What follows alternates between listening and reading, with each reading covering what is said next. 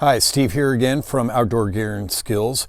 I was doing some yard work today and found those eggs. So we've actually already pulled this many eggs out.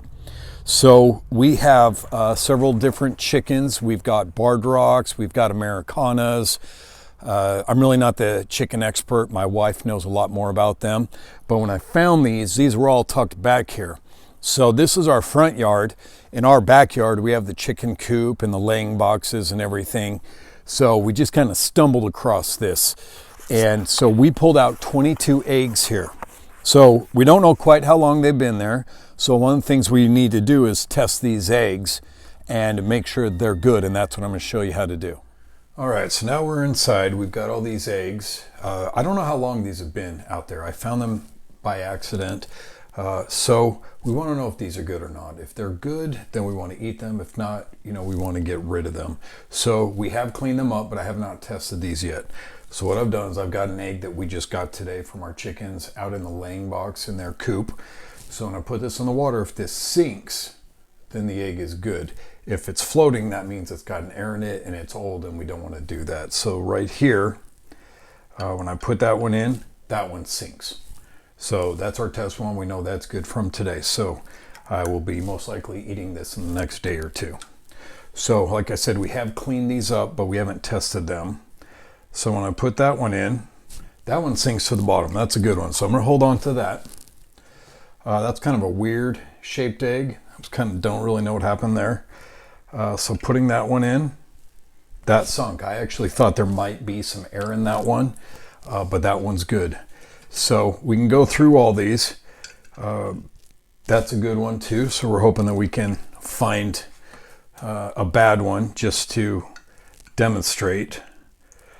So this one right here is starting to float up a little bit. That means there's air in there. We're not going to use that one. It might be okay. I just don't, even as I kind of shake it, I can feel it kind of sloshing around. I know there's some air in there. So we're not going to do that. That one sunk really well. So there were a total of 22 eggs that we found yesterday. I actually left a few out there so that the hen would continue to lay eggs out there, because I don't want her going off somewhere else and laying them in a place that we're not aware of. And so I left a couple there, so she'll keep going out there. And she actually did go out there and lay another one today. So far all of these are good. We'll just start throwing a couple more in here all at once and see what they do. So far, all of these are sinking, so that's a good sign.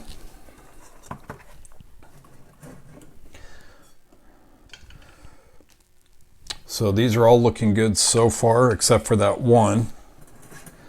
So it looks like we have a bunch of good eggs. So I'm just going to put the last two in here. They've all sunk. So except for this one, everything is sunk to the bottom. So we know those were good eggs. So we're going to be able to go ahead and use those. So we got about 2 dozen eggs out of there that we know are good. So that's just a simple test. Putting water probably about twice as high as the egg is wide. Dropping it and make sure it sinks to the bottom. If it sinks to the bottom, you're good. If part of it floats or it rises to the top at all, that's not an egg that you want to have. So just a good tip when you're dealing with eggs, especially when you don't know how long they've been in a nesting box or in the area that you found them.